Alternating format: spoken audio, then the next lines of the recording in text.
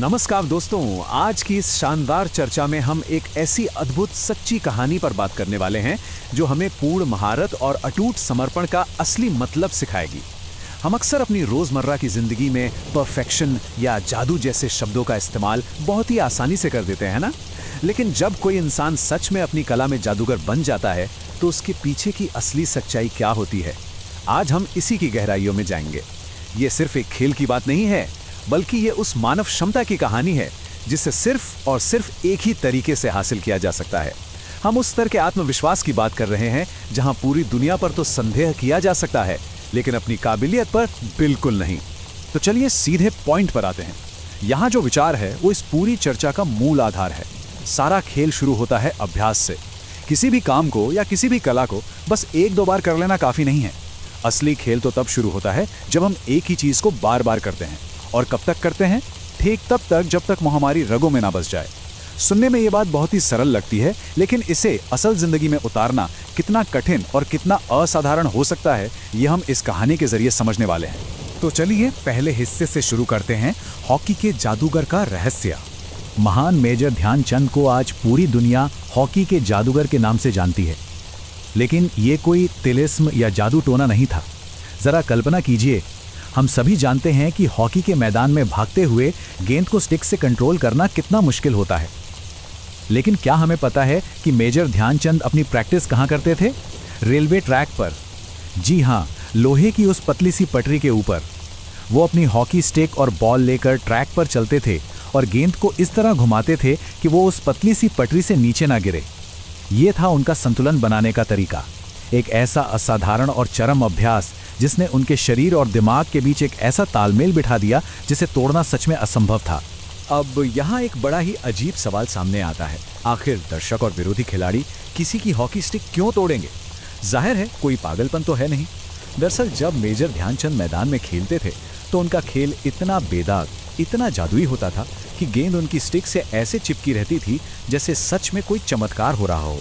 देखने वालों को अपनी आंखों पर विश्वास ही नहीं होता था। इस अविश्वसनीय संतुलन को देखकर लोगों के मन में अविश्वास पैदा होने लगा था। और ये चीज़ बहुत ही शानदार ढंग से दर्शाती है कि जब कोई व्यक्ति अभ्यास के चरम स्तर पर पहुंच जाता है तो आम लोगों को वो जादू या धोखा लगने लगता है। लोगों ने सच में उनकी स्टिक ये देखने के लिए तोड़ दी कि कहीं इसके अंदर कोई चुंबक तो नहीं लगा है, या कहीं लकड़ी पर कोई गोंद तो नहीं चिपका है जिससे गेंद दूर ही नहीं जाती। लेकिन जब स्टिक टूटी तो वास्तविकता क्या थी? उसमें न तो कोई चुंबक निकला और न ही कोई गोंद। उसमें अगर कुछ था तो वो था सिर्फ और सिर्फ निरंतर अभ्यास। ये तुलना हमें बताती है कि कड़ी मेहनत का परिणाम इतना भव्य हो सकता है कि दुनिया उसे कोई जादुई मिथक समझने की भूल कर बैठती है। अब आते हैं दूसरे हिस्से पर, ओलंपिक मैच की चुनौती। रेलवे ट्रैक से शुरू हुआ यह सफर अब दुनिया के सबसे बड़े खेल मंच यानी ओलंपिक पर आ पहुंचा था। ओलंपिक किसी भी खिलाड़ी के जीवन की सबसे बड़ी परीक्षा, सबसे बड़ा दबाव होता है। इसी ओलंपिक के एक बेहद अहम मैच में ध्यानचंद जी और उनकी टीम खेल रही थी। मैच शुरू होता है, समय बीता है और देखते ही देखते हाफ टाइम हो जाता है। लेकिन सबसे चौंकाने वाली बात क्या थी? 0 गोल। दुनिया का सबसे महान खिलाड़ी, हॉकी का जादूगर मैदान में है, लेकिन हाफ टाइम तक उनके नाम एक भी गोल नहीं है। ये एक ऐसी स्थिति थी जिसकी किसी ने सपने में भी कल्पना नहीं की थी।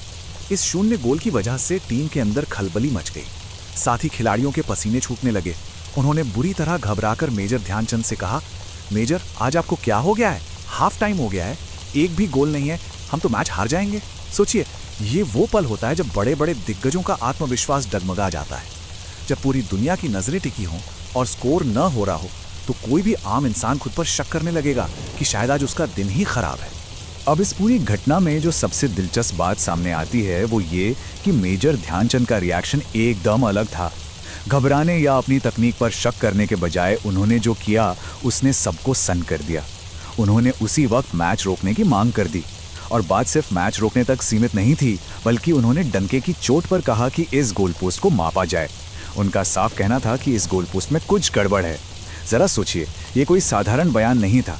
ये उस इंसान का आत्मविश्वास था जिसे अपनी कला पर बाहरी परिस्थितियों से कहीं ज्यादा भरोसा था। और यहीं से शुरू होता है तीसरा हिस्सा, जब गोल पोस्ट छोटा निकला।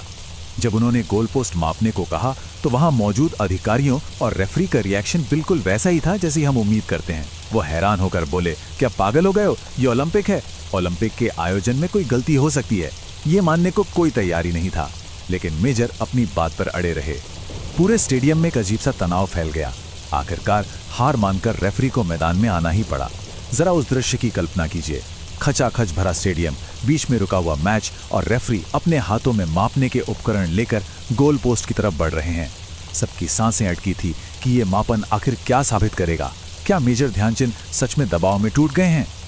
और फिर सामने आया वो नतीजा जिसने सचमुच इतिहास रच दिया। जब रेफरी ने उस ओलंपिक गोल पोस्ट को मापा तो वो अपनी तय सीमा से पूरे 2 फुट छोटा निकला। जी हाँ, पूरे 2 फुट। मेजर ध्यानचंद कोई गोल इसलिए मिस नहीं कर रहे थे क्योंकि उनका निशाना चूक रहा था, बल्कि वो इसलिए गोल नहीं कर पा रहे थे क्योंकि उनकी गेंद उसी सटीक जगह जा रही थी जहां गोल पोस्ट को होना चाहिए था, लेकिन गोल पोस्ट वहां था ही नहीं। ये इस बात का सबसे बड़ा सबूत है कि उनका अभ्यास इतना सटीक था कि उनका शरीर एक मशीन से भी ज्यादा परफेक्ट तरीके से काम कर रहा था। तो इस पूरी कहानी का निचोड़ क्या है? पहली बात, जब हम रेलवे ट्रैक जैसी मुश्किल जगह पर संतुलन बनाने का अभ्यास करते हैं तो वो हमारे अंदर एक अटूट आत्मविश्वास पैदा करता है। दूसरी बात, जब हम किसी काम में सच्ची महारत हासिल कर लेते हैं तो खुद पर शक करने की गुंजाइश पूरी तरह से खत्म हो जाती है। जब चीजें गलत होती हैं तो एक मास्टर जानता है कि गलती उसमें नहीं बल्कि बाहरी परिस्थितियों में है। और तीसरी सबसे अहम बात, अपने दोहराव पर भरोसा करना। एक ही काम को बार बार करने की जो ताकत है वो हमें दुनिया के किसी भी शॉर्टकट से बहुत आगे ले जाती है। हम अपनी इस चर्चा के बिल्कुल अंत में आ गए हैं और यहाँ एक बहुत ही गहरा सवाल छोड़कर जा रहे हैं। जरा सोचिए, जब हमारा अभ्यास पूरी तरह से परिपूर्ण हो तो क्या असफलता मिलने पर हम अपने कौशल को दोष देते हैं या फिर गोल पोस्ट को मापते हैं? ये कहानी सिर्फ हॉकी की नहीं है, बल्कि ये जीवन जीने के एक नजरिए की कहानी है। इस सवाल पर गहराई से विचार जरूर कीजिएगा। आज की इस दिलचस्प चर्चा में हमारे साथ जुड़ने के लिए बहुत बहुत धन्यवाद।